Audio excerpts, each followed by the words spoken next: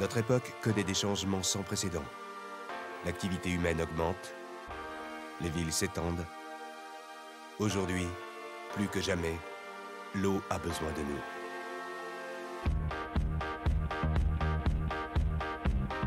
Le traitement de l'eau, c'est notre responsabilité. Une histoire d'hommes, de femmes, faite d'engagement et de savoir-faire. C'est notre histoire au SIAP.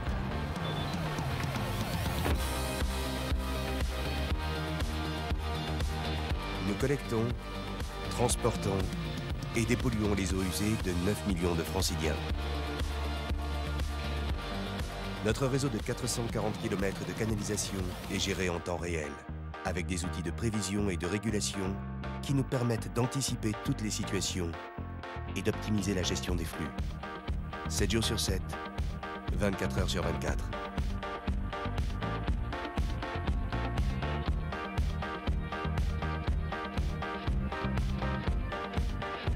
Chaque jour, dans nos usines, nous traitons 2,5 millions de mètres cubes d'eau usée. Grâce à un savoir-faire et des équipements uniques en Europe.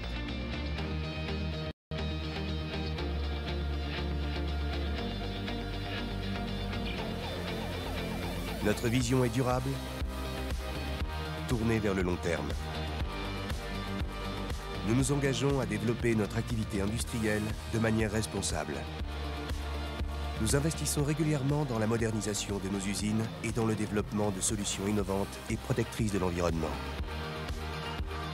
Chacun de nous, dans son métier, se sent porteur du service public et de l'intérêt général, au service de notre mission, la préservation du milieu naturel et de la biodiversité. Au SIAP, nous sommes fiers d'être une entreprise publique forte de 40 ans d'expérience au service de l'agglomération parisienne. Et nous sommes plus de 1700 agents à partager cet engagement et cette passion. Pour aujourd'hui et pour demain.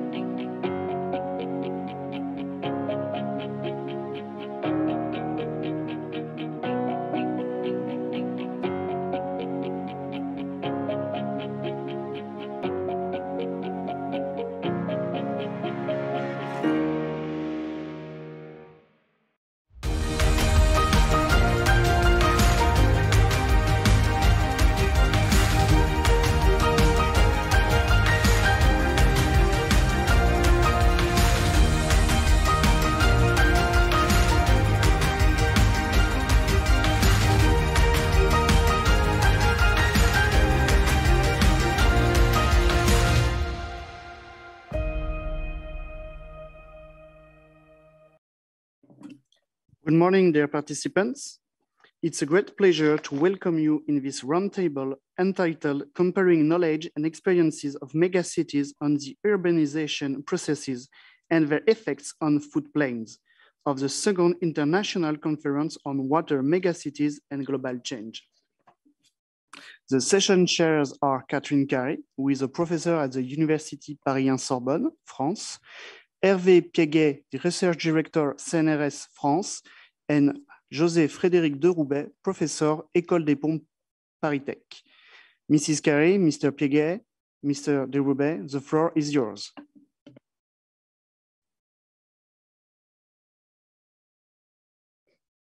Merci. Bien, merci. J'espère que vous m'entendez. I hope that everyone can hear me. Good morning. Bonjour à toutes et à tous, et merci à celles et ceux qui nous rejoignent. Well, good morning, everyone, and thank you very much for joining us, especially for those of you who are far away and thus where it is very early or very late. Thank you for your presence today. We're going to be concentrating on urbanization dynamics in megacities and on their effects, which we can see in the major riverways and the watersheds of these megacities. For example, in the case of Paris, it would be the Seine River Valley, but also all of the smaller affluents, which have been partly or fully made artificial. In some cases, they've completely disappeared underground, so that we are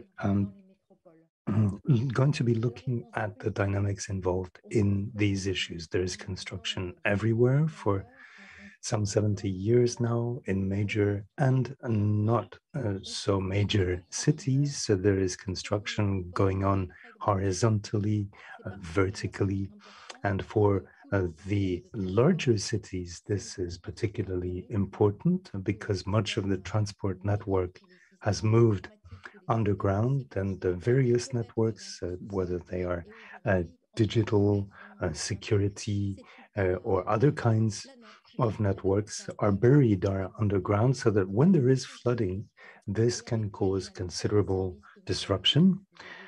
All of the services that we were just seeing corporate videos for, such as SIAP, SICTOM, waste management, and so on and so on, none of these are still able to function in such situations. Therefore, the first purpose of today's workshop will be to ask our speakers whether we can actually get a sense and ability to measure some of these effects in terms of the vulnerability corresponding to this situation.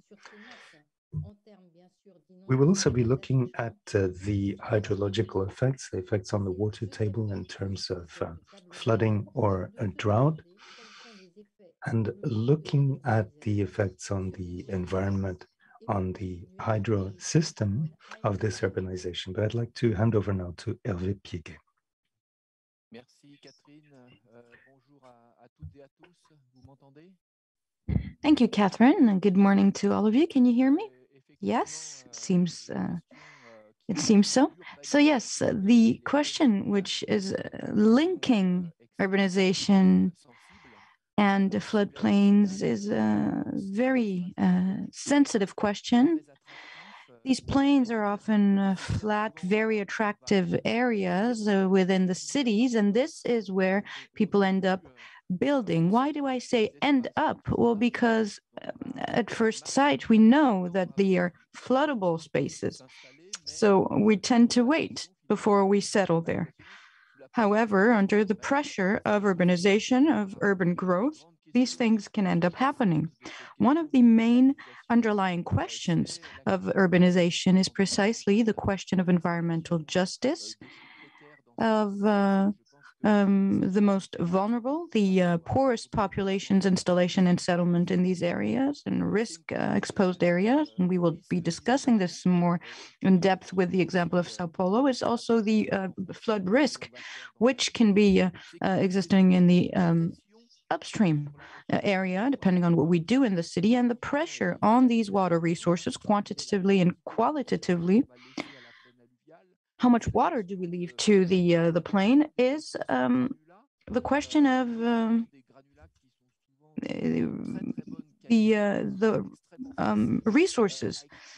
the resources that are very good quality and granulate and very good availability and very useful. So how do we manage these resources in a sustainable manner? That's also a question which is related to both urbanization and floodplains. And as Catherine said, how will erosion play on this? How will this affect the plains, the floodplains?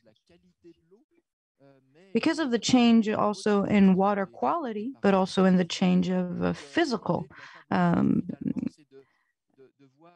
characteristics.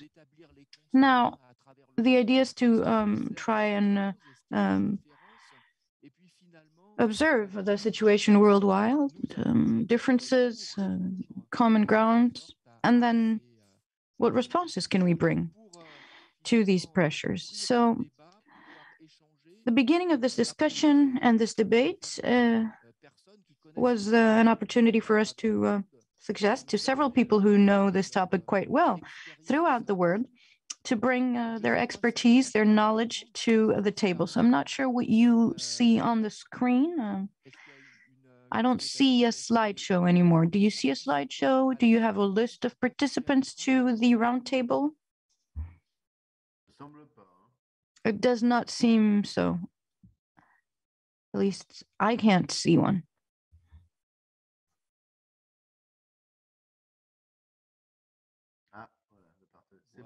There it is. Perfect. So we have 5 participants with us today. Anne Chin, who is a professor of geography at the University of Colorado. And she will be telling us a bit more about floodplains and urbanization in the sector of Denver. Then joining us will be Jeff Opperman as well. He is a scientist on a global level discussion on rivers. He works at WWF, and he will also be discussing similar topics, specifically on the Sacramento area. Then we'll have Maria Lucia Bellanzani, who's a river manager, as well as an urban planner and urban manager in Brazil, in Sao Paulo. Frédéric Gache will also be with us, also river manager at the EPTB, Établissement Public Territorial de Bassin, the Basin Institution of the Seine Grand Lac. He is in charge of water and floods in Paris.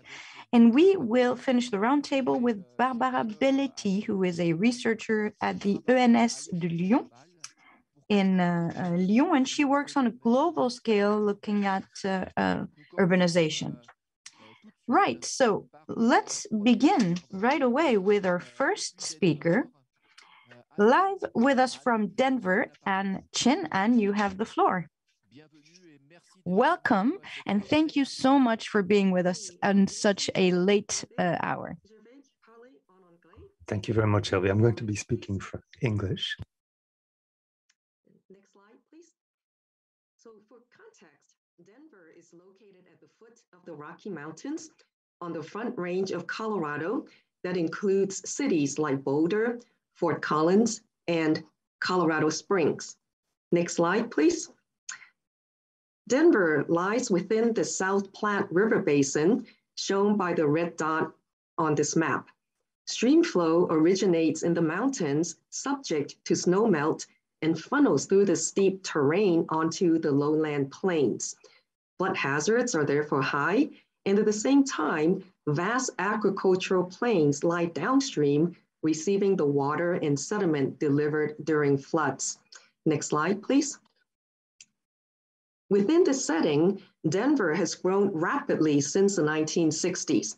From about 800,000 people in 1960, the population in the metro area is now 2.8 million people.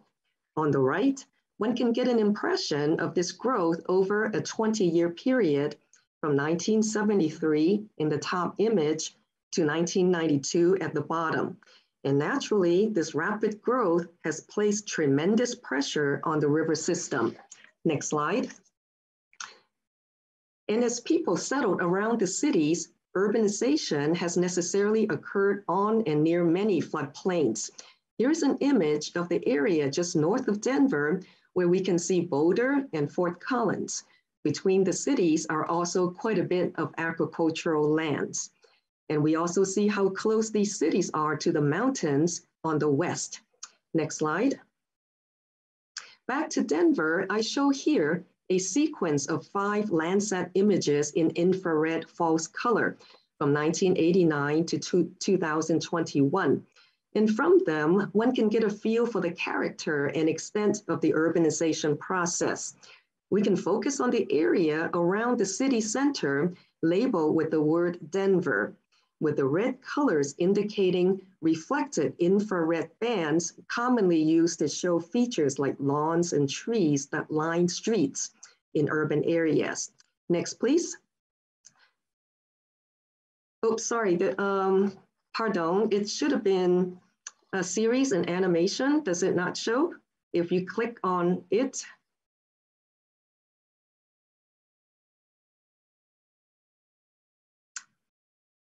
no, Je suis désolé, it should have been, oh, here we go. Here's 1995, 2005,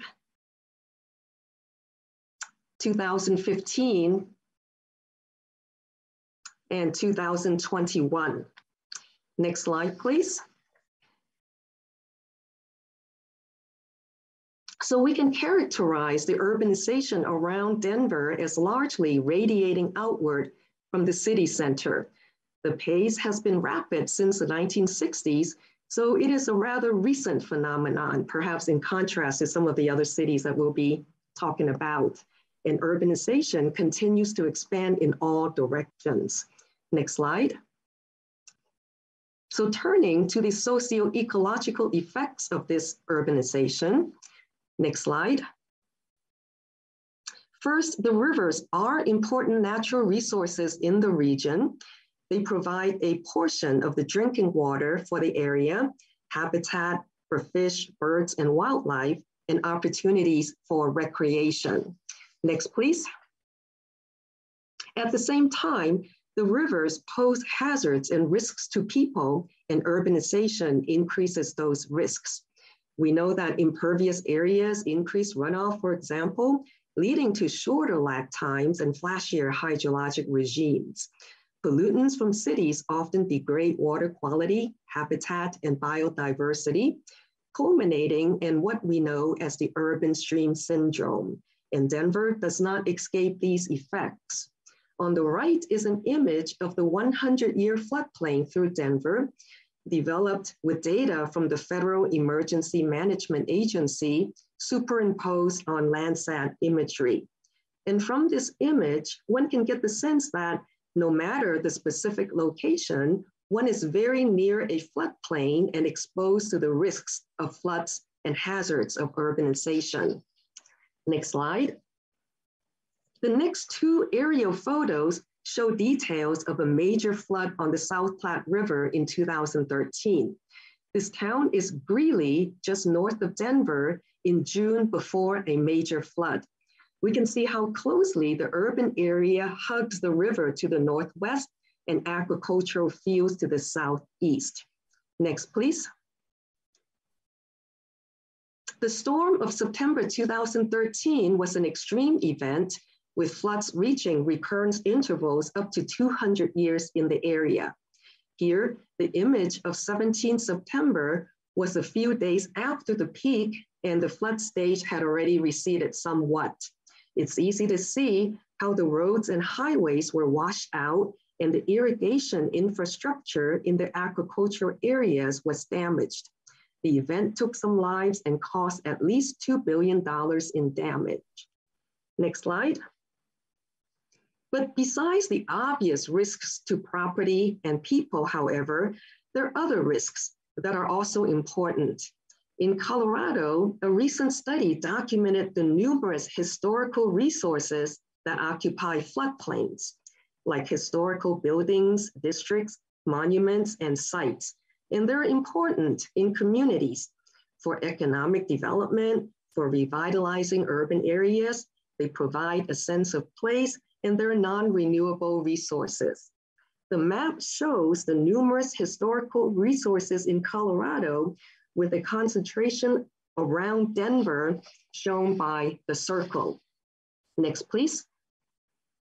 In all, the study found that 74% of historical districts intersect with a mapped floodplain, and 17% of historical properties lie on floodplains. The study also concluded that most municipalities value historical resources, but few plan for their protection from hazards. And we can see on the map how some of these sites lie directly on the tributaries of the Yampa River in northern Colorado. Next slide. In terms of managing floods and floodplains in the Denver area, next please. In a way, Denver was a bit ahead of its times when the urban drainage flood control district was created by the Colorado legislature. It was in response to a disastrous flood in 1965 that attracted national attention.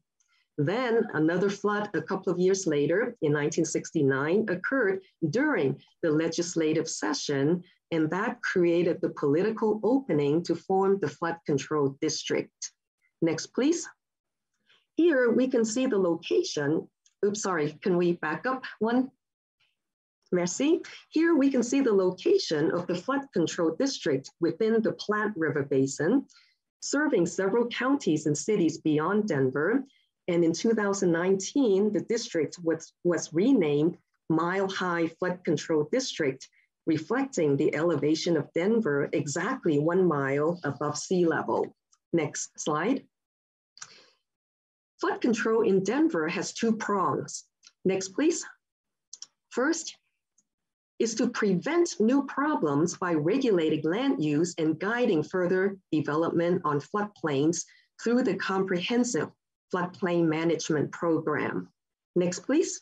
And second is to fix existing problems where floodplains are already built, is to remove houses where possible and to build flood control through the design and construction program.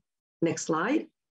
Just to elaborate a little bit, for the first part, the floodplain management focuses on mapping floodplains and creating flood hazard zones and working with the National Flood Insurance Program. Next, please. In the second part, the design and construction deals with structural solutions to store water. And over the years, the focus has transitioned from single-purpose flood control to multiple use or multi-objective management, like the stream stabilizing project in the photo, where recreation is also part of the plan. Next slide. So by all accounts, Denver's Mile High Flood Control District has been successful, and despite a population that has tripled since 1969, for example, there are now some 5,000 fewer structures on the mapped floodplains. The plan does keep new development out of the floodplains and at least requires mitigation of flood hazards. Its annual flood control and maintenance programs focus on strengthening natural functions and systems, and it also has an active educational and outreach component. Next slide. Still, some outstanding issues and challenges remain, and it'd be great to compare some of them with some of the other areas. First is that we now experience periods of extreme drought, rising temperatures, and damaging wildfires in the region like never before. So the risks are changing. And I might add that the impacts are uneven.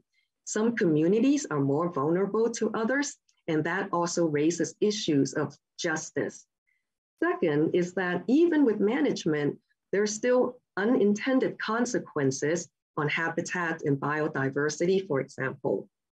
A third need, as mentioned earlier, is for greater consideration for historical and cultural resources. And that, number 4, often requires integrative perspectives. But these approaches and studies still are very few. And along these lines, and lastly, are challenges that come with the need to collaborate across many levels of stakeholders, including local and national governments, the private sector, and of course, scientific communities. And with that, I look forward to our discussions and to hearing about other areas, and I thank you very much for your attention. Merci beaucoup, Anne, pour cette... Many thanks to you, Anne, for this first presentation, which really illustrates quite well the challenges around floods. The Denver case is a very relevant case to discuss this topic. We have a little bit of time, maybe for 1 or 2 questions. If there are any questions, I could have a question. Yes, so do I. Go ahead, Catherine. So if I understood correctly, Anne, today you have achieved to avoid new constructions, even the removal of existing houses. How did you convince people to leave?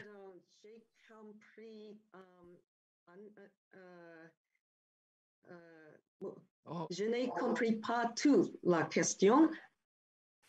Peut-être, Hervé, est-ce que tu peux... Apologies, I'm not sure I understood the question. I'm going to tell it in English, if you don't mind, Anna. I was wondering, you said that some houses were removed, were taken away from the floodplain.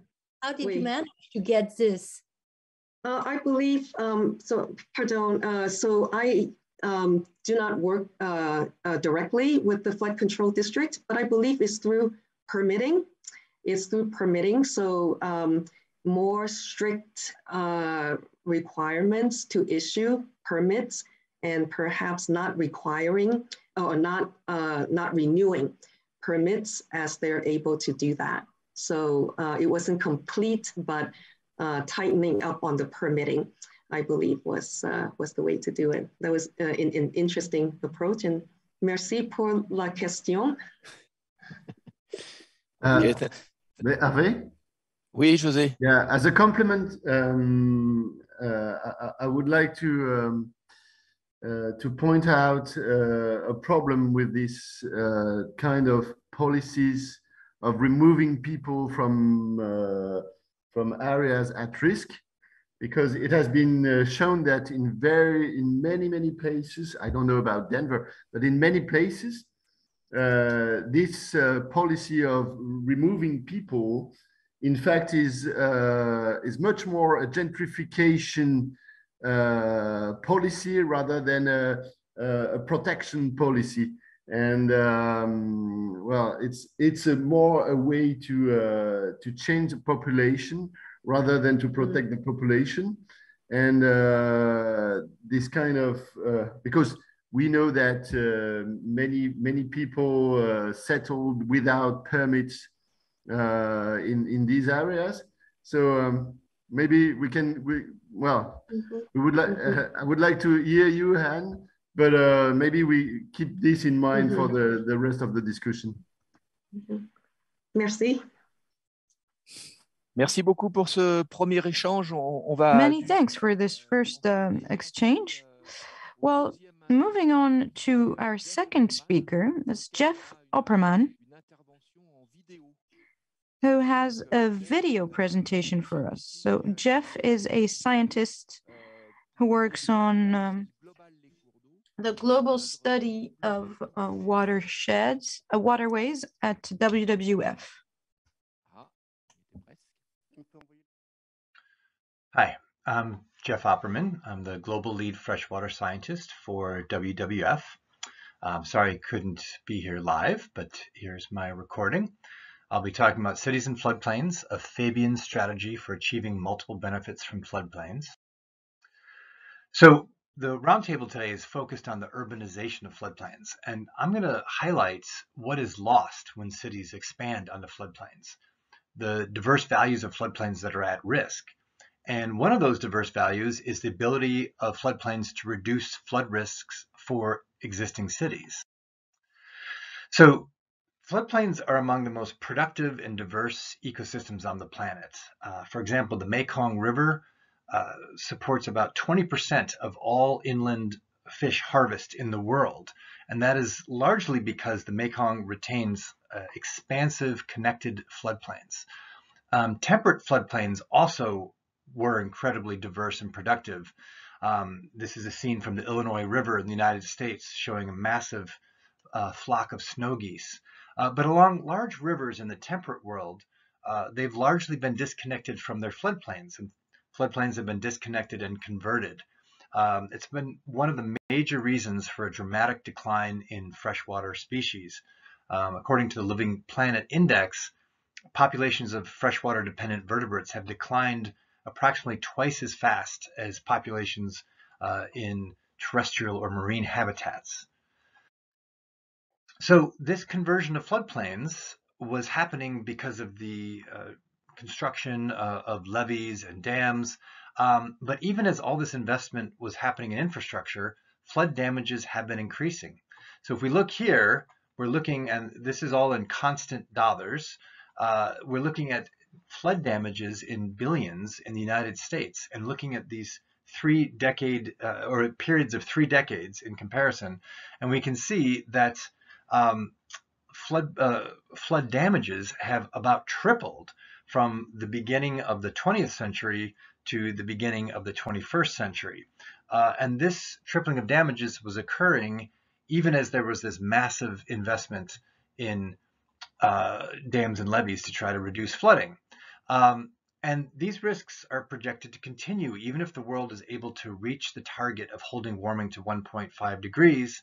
Scientists estimate that both global flood damages and the number of people affected by floods will approximately double. And of course, if warming goes to 2 degrees or more, that number will actually go up quite significantly. So in addition to the fact that climate change will result in more frequent and intense large floods, this trend is also because of how many people are moving and development is occurring in areas that are at risk of floods. For example, a study by Gunneralp et al. In 2015 projected that nearly half of global urban development between now and 2030 will occur in areas that are at high risk of flooding. The city of Houston, Texas illustrates this quite dramatically, this process of urbanization. Look at the dramatic growth between 1990 and 2014. Much of this development was occurring on areas that were previously wetlands, floodplains, and other open space. So that's 2014. Now we're looking at an aerial image of Houston in 2017, when Houston was hit by Hurricane Harvey, which caused $125 billion in damages. Not only were all those former floodplains and open space that have been developed, they were now at risk, but also by developing those areas, the water that would have gone there now had to go somewhere else, increasing damages elsewhere. So if the loss of floodplains can increase the risk for cities, then can the protection or reconnection of floodplains keep cities more safe? To understand that, I'll tell a story about a Roman general. A Roman general with a very long name, Quintus Fabius Maximus Verrucosus, but for convenience, we'll just call him General Fabius. Over 2,000 years ago, this general faced an opponent.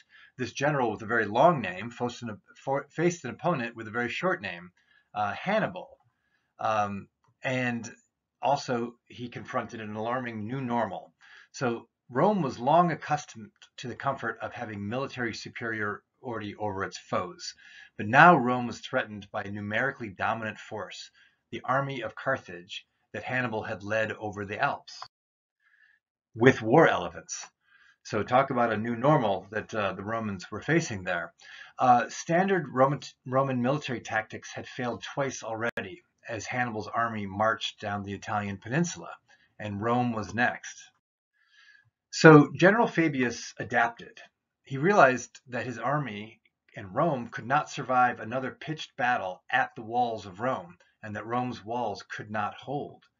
So rather than fighting the army there, he decided to, rather than direct confrontation, Fabius decided to strategically select where to engage Hannibal's forces, drawing them into small battles on terrain that was more favorable to the Romans, diverting and diluting the Carthage army.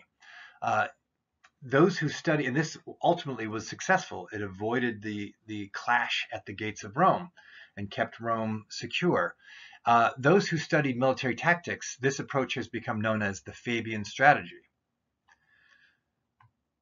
So what does this have to do with cities and floods? Well, consider the city of Sacramento, the capital of California. Not long after it was founded in 1850, it was flooded. So it was founded and flooded. And then it faced several more catastrophic floods over the next several decades. State and city leaders tried to fight the floods with traditional tactics. They built walls, levees or dikes, along the river. They battled the river right at the gates of the city, but the walls kept failing. So eventually, like Fabian, they realized they should not keep fighting right at the heart of their city. They needed to direct the floodwaters away from the city. And they needed to confront the floods and manage the floods on more favorable terrain. So they reconnected 24,000 hectares of floodplain in the Sacramento Valley and allowed the floodwaters to spread out there, away from the city. This area is now called the Yolo Bypass. And during major floods, 60% of the floodwaters travel down through, 80% of the floodwaters travel down through the Yolo Bypass, and only about 20% of the floodwaters travel through the Sacramento River right adjacent to the city where it's protected by levees. So most of the floodwaters are now being managed, directed away from the city, and are being managed by this reconnected floodplain. So they also reconnected another area called the Sutter Bypass, along with this, to the far north, an area called the Butte Sinks, or the Butte Basin. All in all, it's a relatively large extent of the Sacramento Valley that is able to flood and to carry floodwaters away from the urbanized areas of the Sacramento Valley. These areas are now essential to the flood management of the Sacramento Valley and the capital city of California. Now, these areas were not intended as ecological restoration. They were simply the only engineering solution at the time that worked, but they involved large-scale reconnection of floodplains and allowing the floodwaters to spend time on those floodplains. Decades later, scientists began to realize that these areas functioned much like a natural floodplain. For example, there were massive flocks of birds that were using it, and the Yolo Bypass and Sutter Bypass are an essential part of the flyways of migratory birds that go up the Central Valley of California. Later, scientists began to look under the water and realized that native fish were using this as floodplain habitat. And if you've heard of the flood pulse advantage to fisheries, this indeed was happening on the Sacramento River. Those fish that got out onto the floodplain grew much faster and larger, such as the fish on the right. Fish that stayed in the river, these are juvenile Chinook salmon, fish that stayed in the river grew much slower. That's because the floodplain had slower water, more clear water, higher food web productivity, and much more food for the fish to grow. And there's preliminary evidence that this results in significantly greater survival when the salmon reach the ocean, because they are much larger when they reach the ocean because of that floodplain benefit. So this is a valuable lesson to think about as cities are confronted with these decisions about urbanization and flood risk. If floodplains are allowed to remain hydrologically connected to the river and with land use that is compatible with flooding, not only will they not be at risk from flooding, but the floodplains near a city, next to it, upstream, downstream, they can be critically important for keeping a city safe. And with the right science and management, they have the potential to provide diverse other benefits for biodiversity or recreation. So with that, thank you very much. Thanks for your attention, and here's my contact, and have a great rest of the roundtable.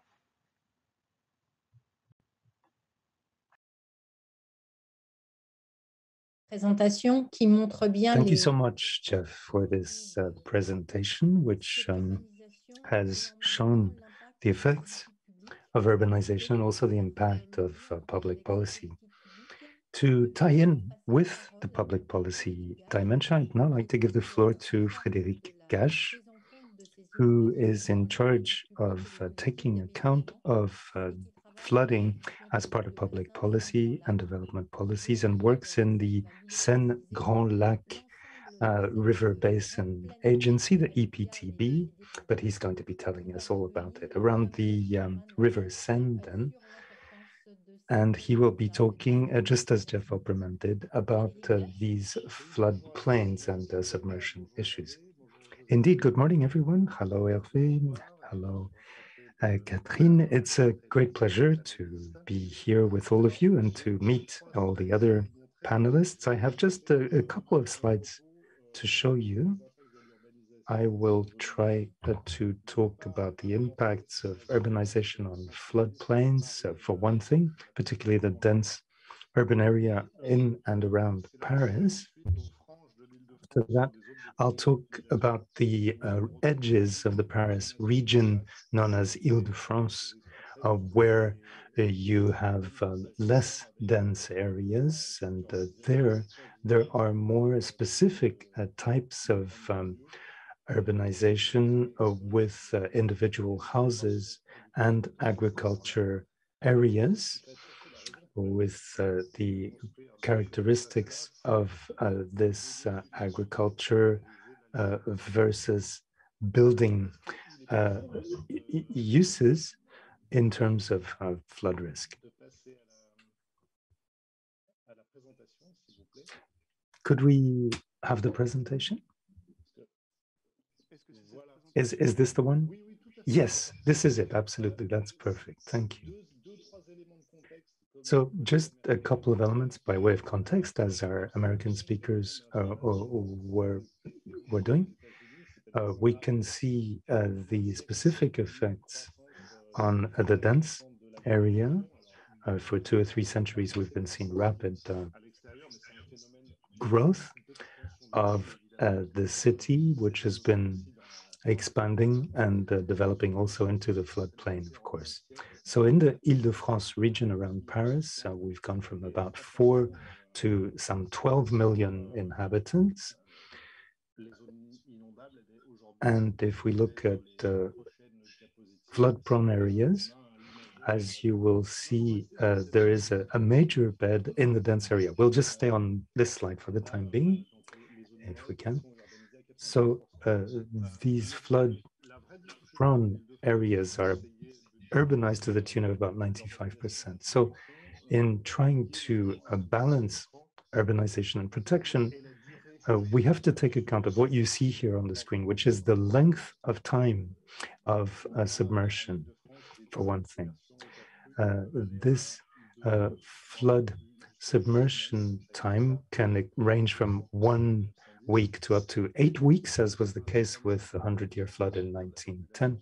And this poses problems in terms of keeping people on location. Local inhabitants, if they want to stay in flooded areas, need access to power, to drinking water, and also to sanitation, which is, of course, not something that's available in times of flood.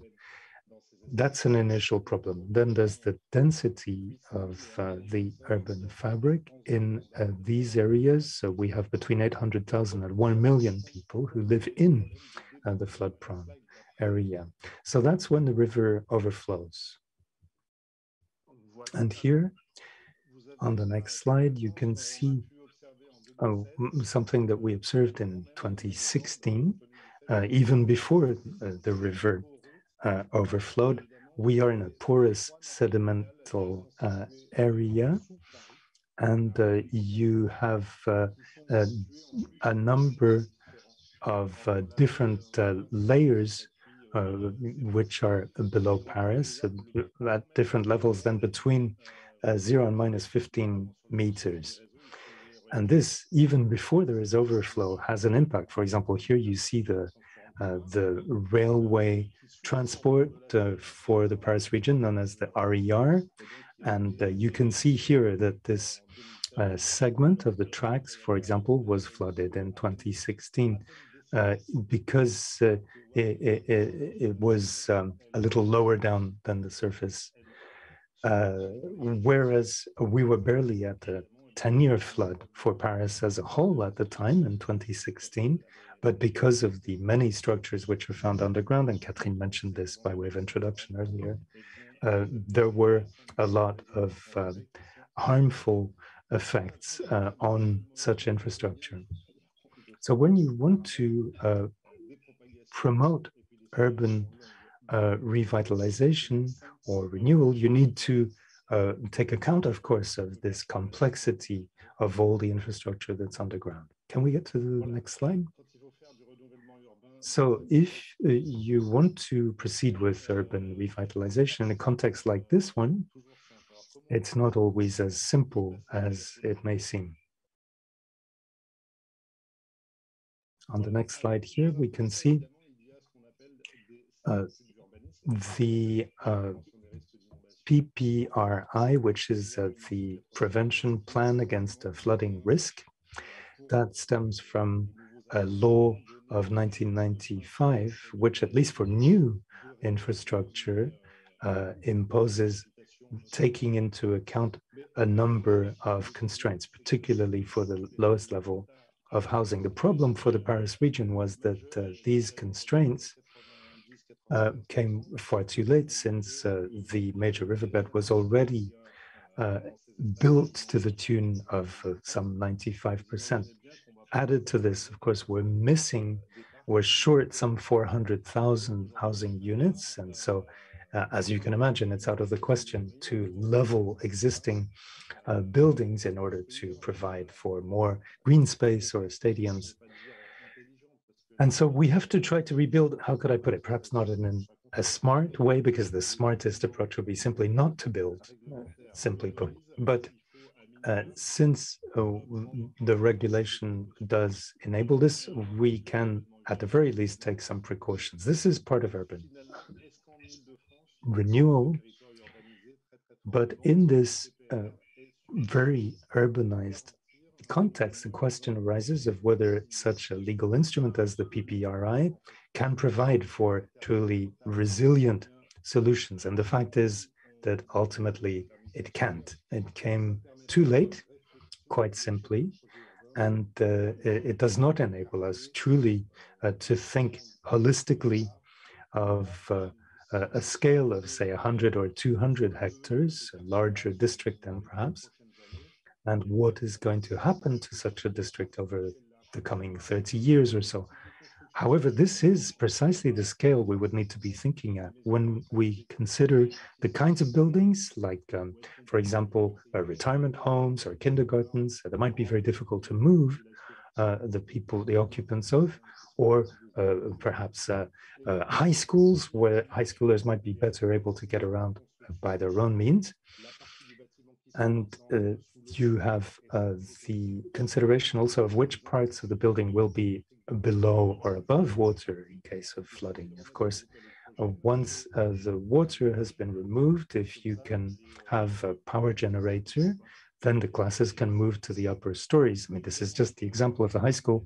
The high schoolers would be able to return, but you don't want to have too strategic public facilities in these areas, although, of course, in practice, we have to do so all the same.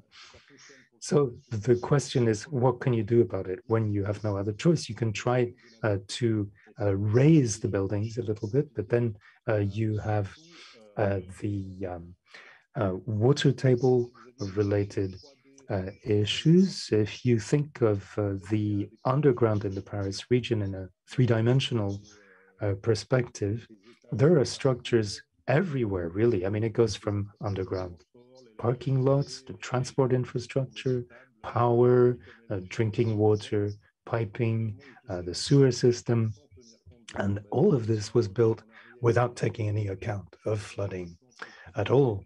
So that if you want to try to, to remedy this and to retrofit, so to speak, it's extremely expensive. And the question arises of just how effective and economically viable such measures would be. And we have to consider these questions before we can rebuild or invest in these ways. If we move to the next slide,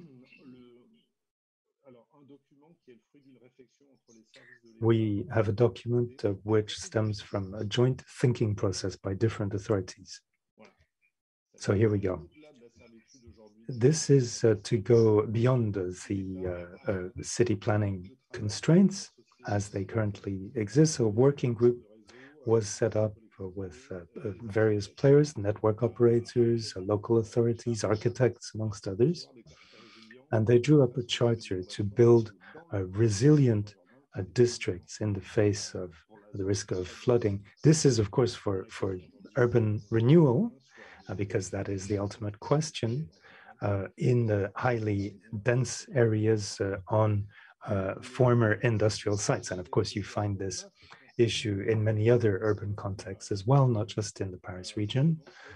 But the question here is, what could provide opportunities to build better and to think about the urban functions that will be placed in the flood-prone areas.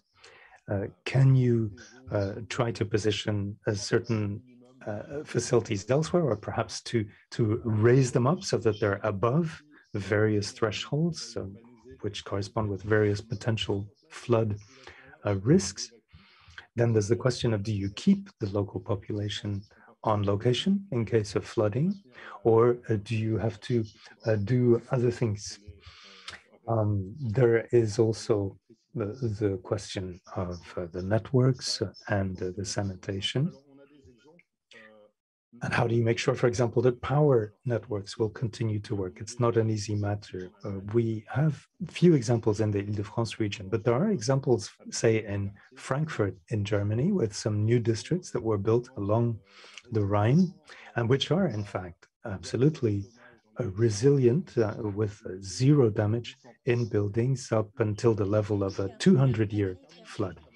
Frederick, we have to ask you to wrap up. Yes, I'm wrapping up right now. So on this part. So just to conclude, when you build a new district, inevitably it is connected with older districts, which for their part may not have such resilience. So there might be progress on one side, but if you are only achieving, let's say 1% renewal per year, it's going to take a very, very long time before the whole urban system becomes more resilient. That's what I could say about the central parts of the Île-de-France region. I didn't even mention pollution, but as you can imagine, as soon as there is overflow, you can have sewer water, but also oil and petrol products, which are involved. And it's very difficult to provide true protection against these things. So that's for the first part, if there are any questions. Well, I don't think we'll have time for any questions because Maria Belenzani was, in fact, able to join us. So thank you very much to you, Frédéric, for this very clear presentation about the impact of urbanization and flooding. If Maria Belenzani, who is a river manager in Sao Paulo, is ready, well, we can give you the floor, Maria.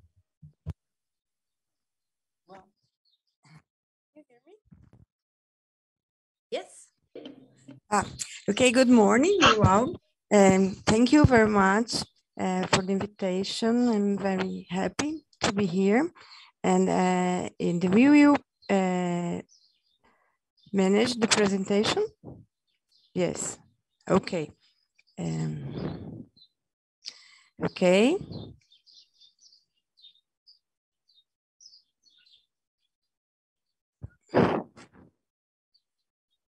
Well, and this is São Paulo's metropolitan region and the Tietê River headwaters. We are in the hot Tietê basin. And so we have, you can see in this picture and in the red area is the urbanization and the urbanized area. And around we have forest and agriculture and a little bit mining. And you can see how dense is the drainage. You have many small rivers, and you can see the main reservoirs. There is water source from people in São Paulo. And this yellow is the localization of the examples I will talk about. You can go. Yes, well, this is the São Paulo's picture, the whole picture, and this is the central area, and this peripheral area. You can go. And now I'm showing the borders. We call peripheral areas. There are many different places and different way they are. This first one is Billings Reservoir, and it's a very, very poor area. And this one is just in the floodplain of Tietê. And I will show you some pictures. This is very unhealthy area. And this one is a rural area. And well, first,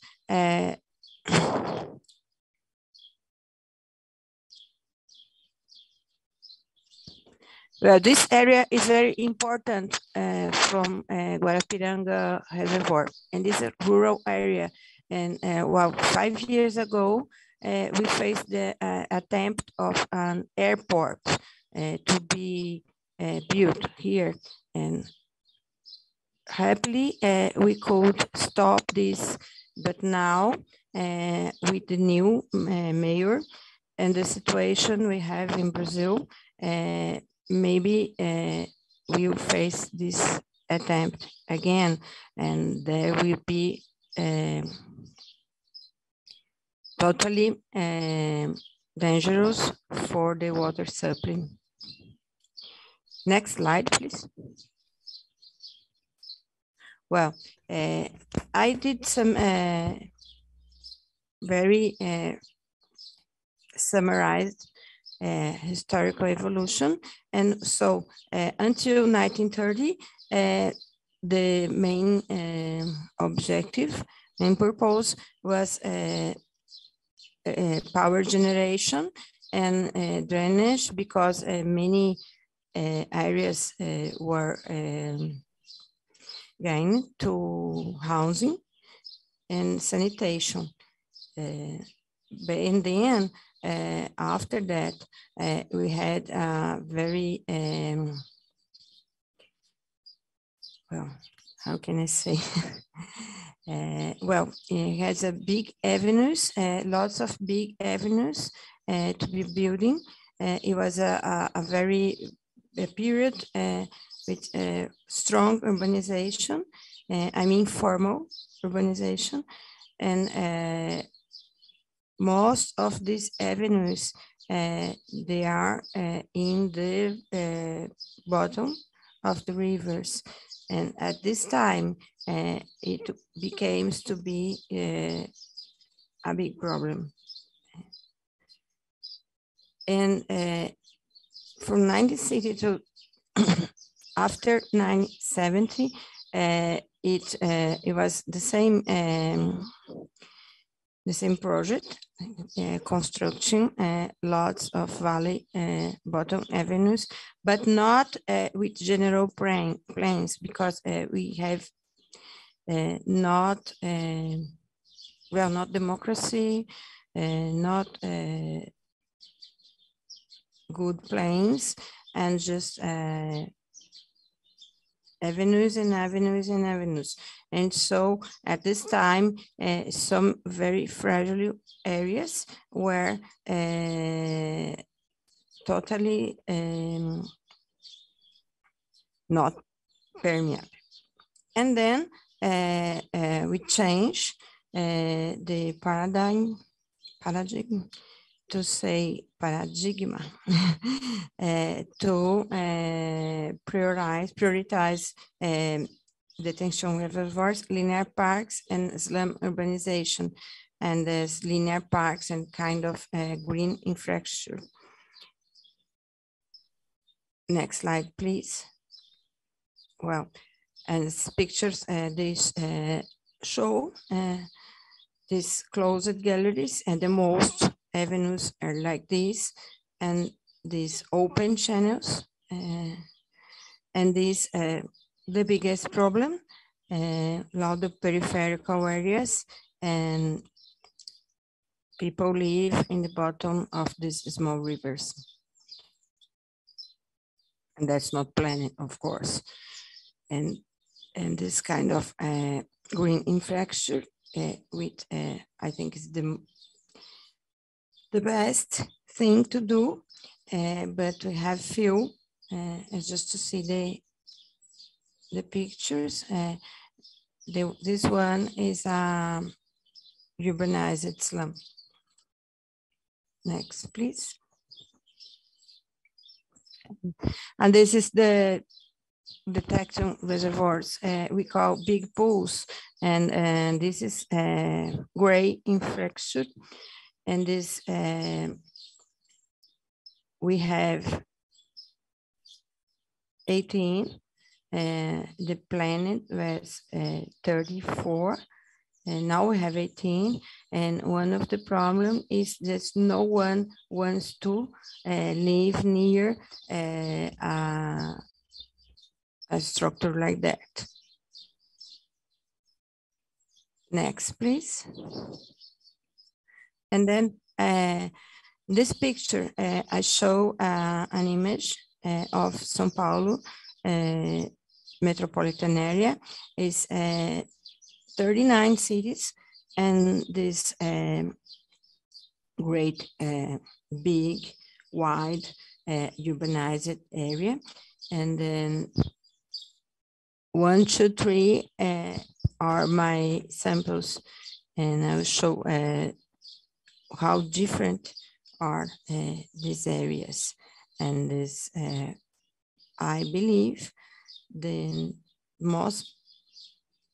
biggest problem and the harder to solve is the socio-territorial inequalities, because the central area is, we have sanitation, we have schools, we have hospitals, we have good transportation, and this is not true in the peripheral areas. Next, please. And this slide is very important. The picture of São Paulo shows in the orange color slum urbanizations. Is of course in the peripheral areas because it's where they are, and the blue is a very good project. It's called Clean Streams, and it makes sanitation, housing, and revitalization, river parks all together. Yeah, and you can see that the most of them are in the central area, or nearly the central area. And the green ones are the river parks. River parks out of this project. So no housing, not necessary sanitation, and just the the green area. And the small picture shows the social vulnerability. The darker the color, the most vulnerable and most poor is the area. So if we put those two pictures together, you can figure out how this Clean Streams project, and it is it's from state government and municipal government, is an arrangement and has social participation, but it's very hard. It happens in the peripheral areas. And so in these areas, usually we have urbanization, but without sanitation and without these green areas, these river parks. Maria, I think time is quite over. So okay, it's finish. Just one. This is one case in the wealthy area, and this now is a urban agriculture area. Please, one more. And this is a slum urbanization, like in 29, it was like this. And now 10 years again, the area is urbanized again. And there is no fiscalization, well, can you please again? Next one, please. And this is the one and the Chiete bottom. And so I believe this is important to prioritize green infrastructure, prioritize popular housing programs, and improve social and community participation in order to get more socio-environmental justice, which for us, and I think for most of the countries of the Great South, that is the real problem, and facing to the climate change context, you'll be harder and harder. Well, thank you very much. Thank you to you. Thank you so much. And I must thank the last slide. This is very important. I must thank my supervisor, Luciana Travassos, teacher, because she works with this research and she helped me a lot. Thank you for all. Merci à vous, et on redonne la parole très vite à Frédéric Gache pour la suite. Thank you very much. We'll give the floor to Frédéric Gache then to take over. Thank you. I'll just be very brief. In fact, I have one slide left over from my presentation earlier. So if we could just pull this up.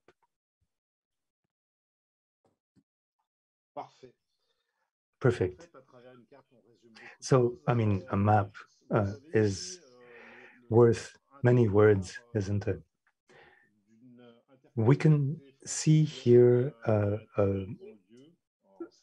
group of several municipalities in the Seine-et-Marne department. Some of you may recognize it by its shape, but ultimately it doesn't matter which particular group of municipalities is concerned. The point is that in order to plan urban development for a long time, municipal authorities had information about flood-prone areas, well, the parts of the territory that would be impacted by flooding by the main river. But in these peri-urban areas, which have been developing a pace since the 70s and 80s with a lot of individual housing, people from the city center in Paris or from the closer in suburbs have moved outwards to try to have a little bit more room for their children to play, to have more space.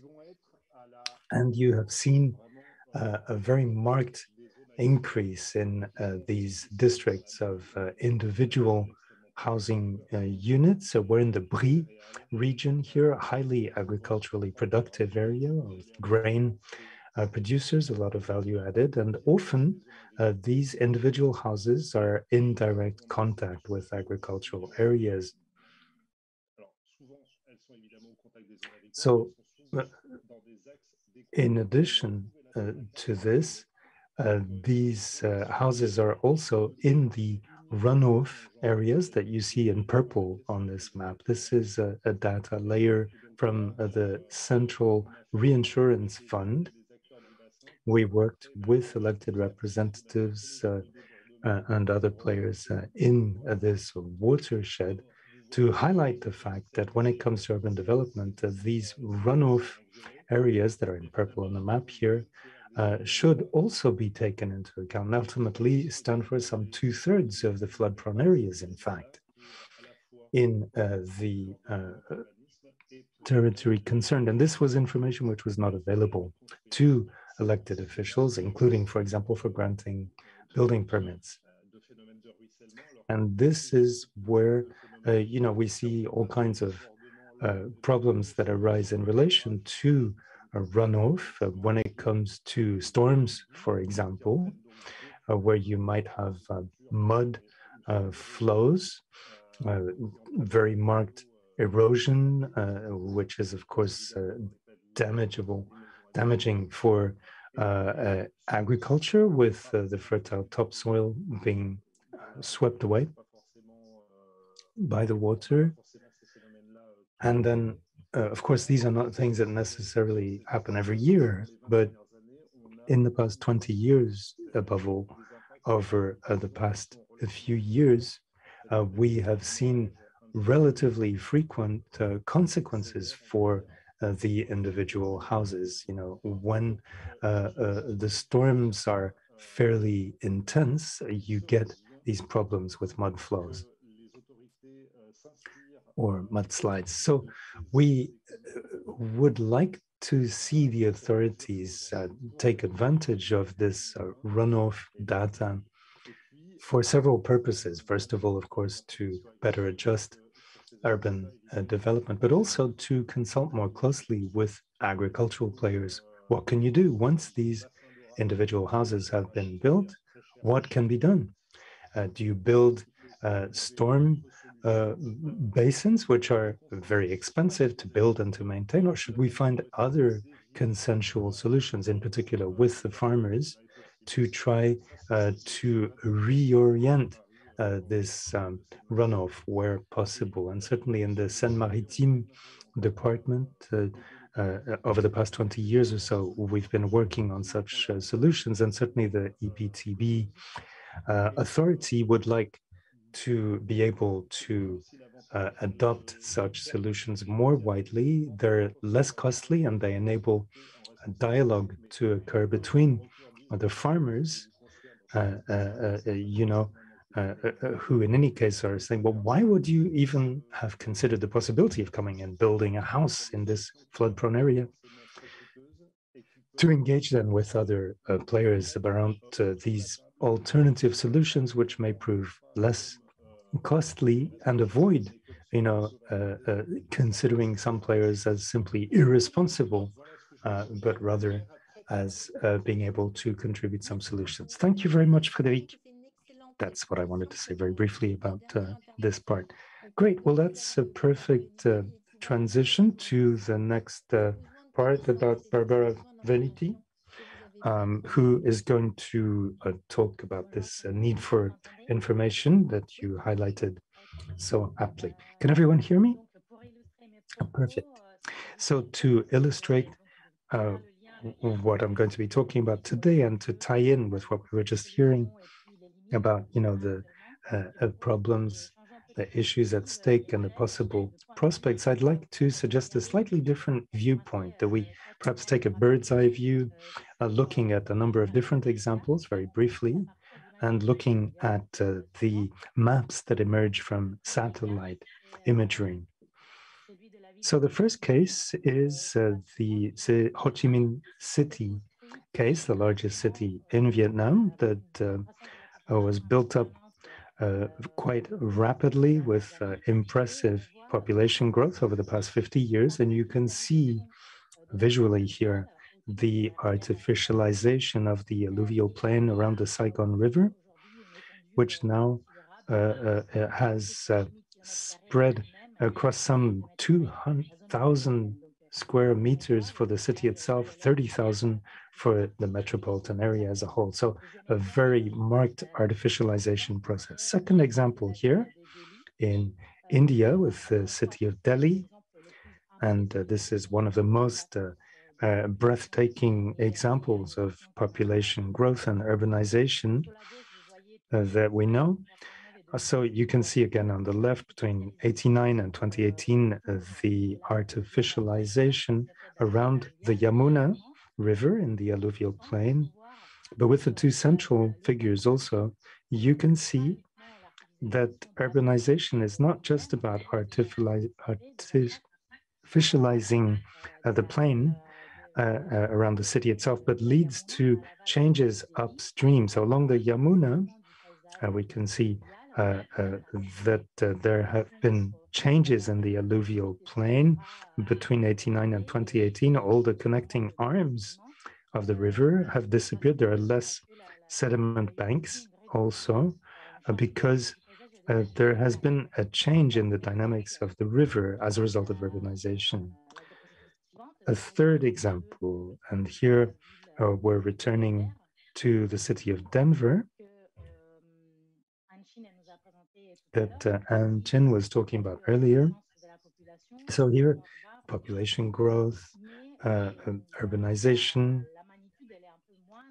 on a somewhat lesser magnitude than the two previous examples, to be sure, but all the same, it's not just about the development of the city itself, but also the downstream alluvial plain. So if you look at the figure on the right, 2020, you can see that there are all kinds of ponds and lakes which did not exist previously and which are due to sediment extraction, no doubt to contribute to building the city.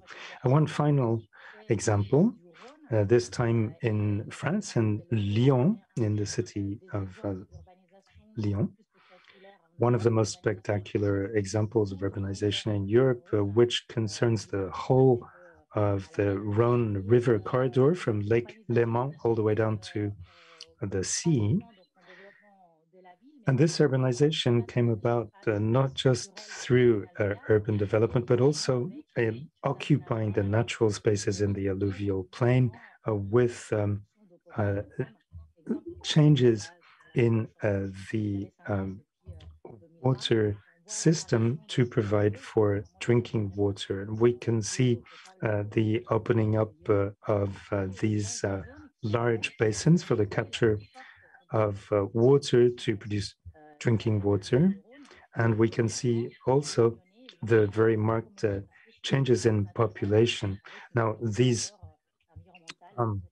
green areas, of course, are very attractive for people to go walking, get some fresh air. So the question is, what do we know at a global scale? At this point, we know that we have a fairly comprehensive understanding, in particular about issues pertaining to connectivity of waterways. There's been a lot of joint work to try to pool information about such issues and dams.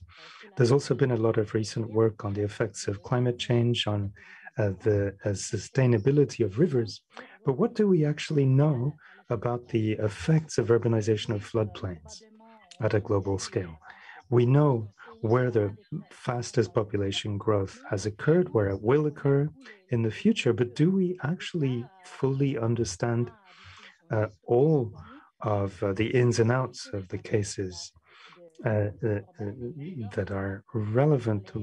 How fully do we understand the consequences of urban development and effects on the downstream alluvial plains? Whatever the type of growth, no matter how fast or slow or extensive or limited it may be, there can be some dire consequences. So perhaps, for the discussion that we're going to have in a few moments, it seems that we need more knowledge. We need to understand better the ins and outs of how urbanization comes about so that we can anticipate what is likely to happen in connection with climate change. That's the end of my presentation, and I'll keep some time for the discussion.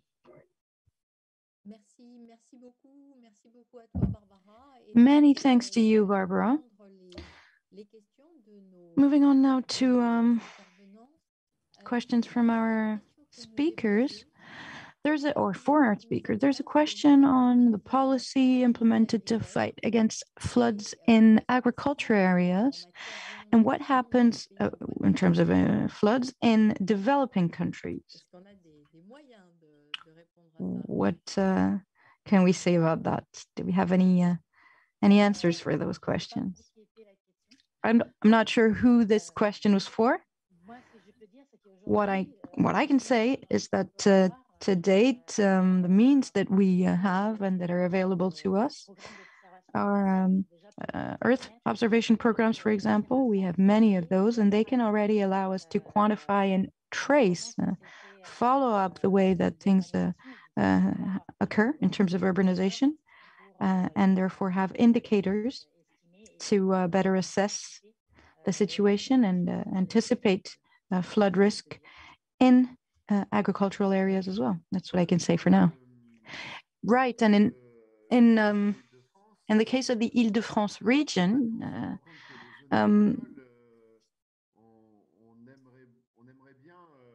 for agricultural areas in the upstream areas of the Seine River, we would very much like to transform them into floodplains. So I have a question maybe for Frédéric Gache.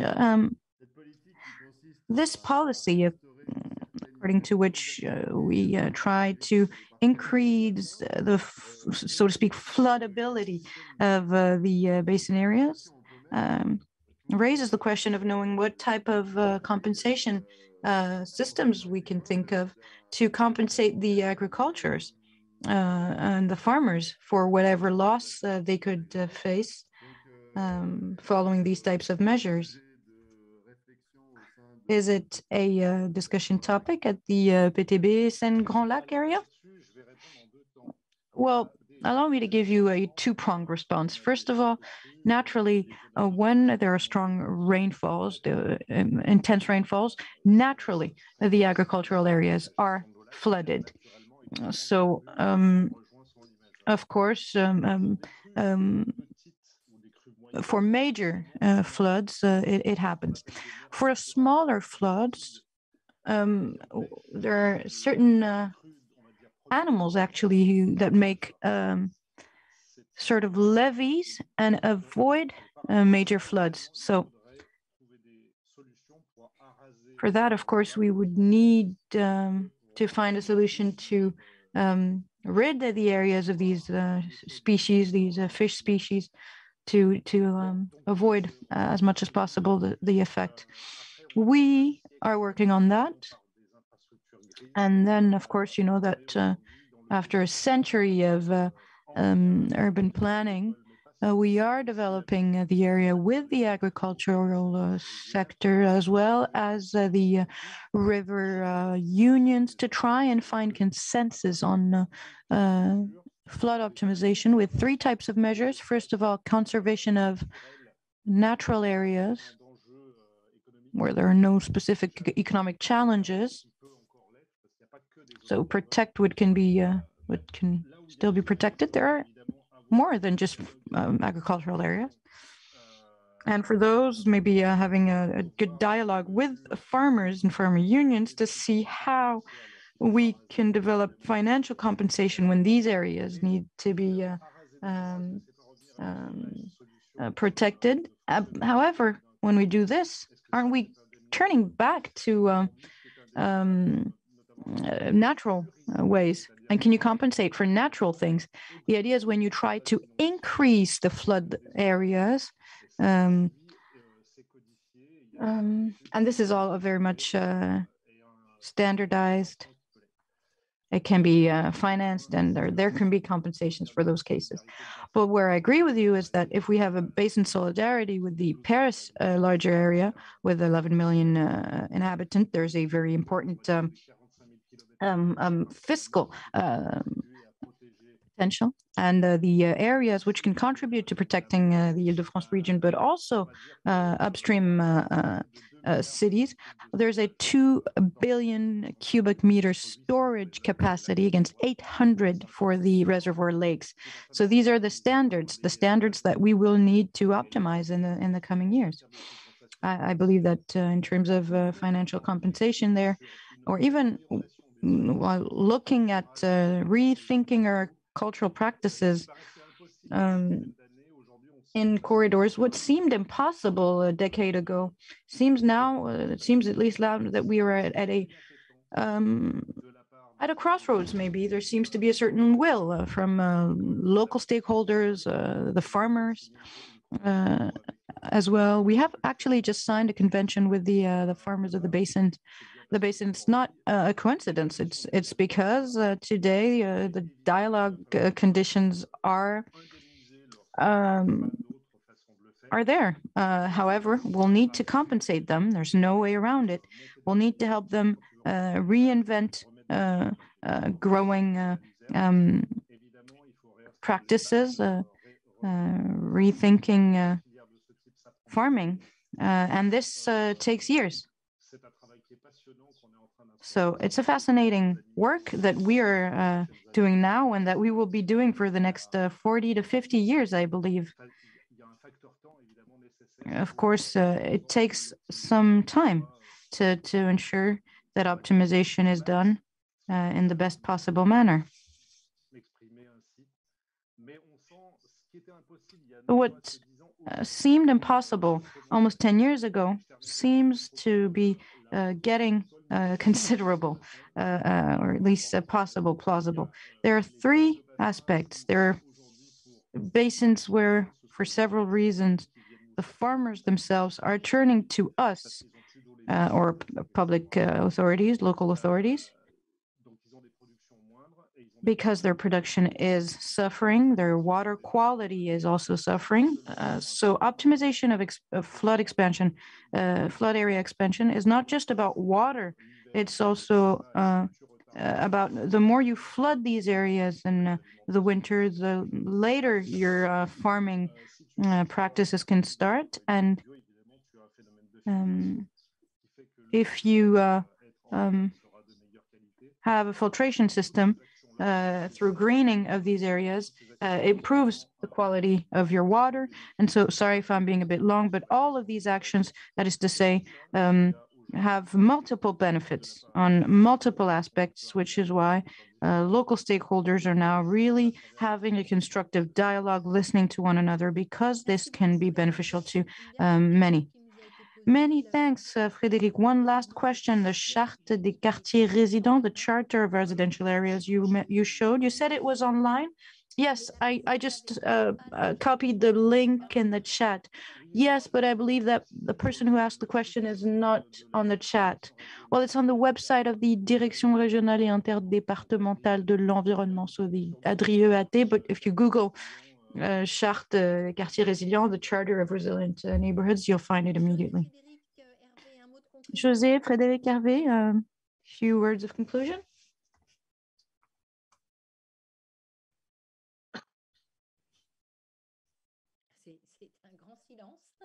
Right, well, anyone wishes to say anything? Hervé, yes, my microphone was off simply. Right, go ahead then. No, please. Well, thank you very much to all of you for your contributions to this debate. It's really a discussion that concerns all of us. The urbanization of floodplains is something that's really generalized. It's a global topic, and it's a part of the global changing landscape. So there are original solutions, preventing, anticipating, planning, sustainable management of resources is also at stake. Some of our colleagues discussed the way that we can react to the difficulties that some contexts are facing. There was a question of green infrastructure as well, restoration, environmental justice, in several cases as well.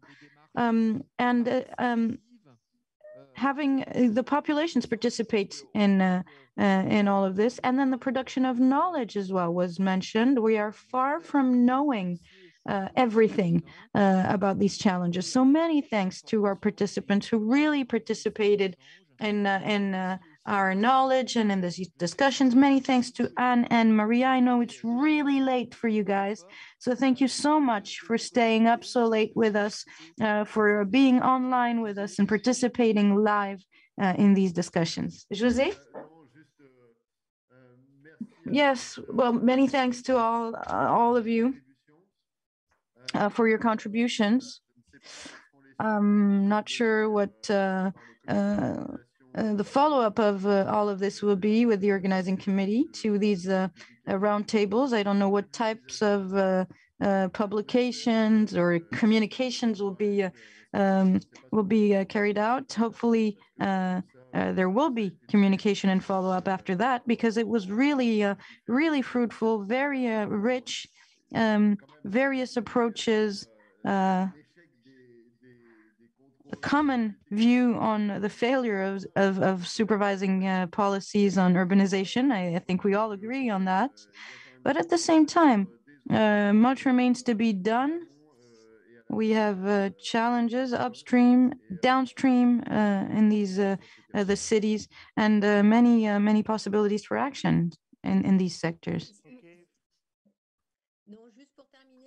Yes, just I wanted to say one last thing. Climate change for a very long time was not responsible for floods, and maybe this is a good thing, because it really pushes us. It puts us in a situation where now we have no other choice but to negotiate and seriously take into consideration these topics. So many thanks to all of you for listening and participating. Thank you very much, Mrs. Carré, Mr. Pléguet, and Mr. Deroubet, and all speakers for the interesting presentations. And thank you, dear participants, for your attention and interest. But stay online. The closing ceremony will begin at 11 a.m. Thank you very much. Thank you. Thanks. Bye-bye. Water. It's vital to human life, our economy, and ecosystem. The very survival of our planet. But water challenges are growing more intense than ever before. Increasingly volatile weather patterns fueled by climate change, crumbling infrastructure, pollution, and overpopulation that's causing a surge in demand for water. But now, new technologies are offering bold new ways to protect and optimize water, to help the world become water secure, and Xylem is leading the way. Xylem is a Fortune 1000 global water technology provider, dedicated to solving water and smart infrastructure challenges. We have a century-long track record of trust and reliability, providing leading-edge technologies, expertise and equipment to utilities, industrials, and other users of water, working closely with our customers to develop solutions that manage water more effectively and efficiently all across the water cycle. Now, we're leading the digital transformation of water, partnering with our customers and innovation leaders, discovering new ways to harness the power of data and analytics, delivering unprecedented insight that's optimizing existing water systems, and creating a future that's more water efficient to meet the world's water needs, and more energy efficient to protect the environment. Our commitment to sustainability is fundamental to our business strategy, guiding everything from how we design new products to our culture and people. Through our corporate social responsibility program, Watermark, Xylem employees have volunteered more than 230,000 hours over the past 5 years, educating about key water issues, cleaning up local waterways, working with our NGO partners to deliver drinkable water systems to communities in urgent need, and deploying our experts, technology, and equipment to help disaster-afflicted communities. The world's water challenges are dramatically increasing, but so are the possibilities to solve them. Xylem is working every day to bring water technology and innovation to communities and people around the globe, raising awareness and reaching new audiences through partnerships and the power of sports, and helping create a world where water is more accessible, affordable, and safer for all. Water is always moving, and so are we. We're pushing forward, pursuing the opportunity of a lifetime. We're Xylem, and we're solving water. Join us.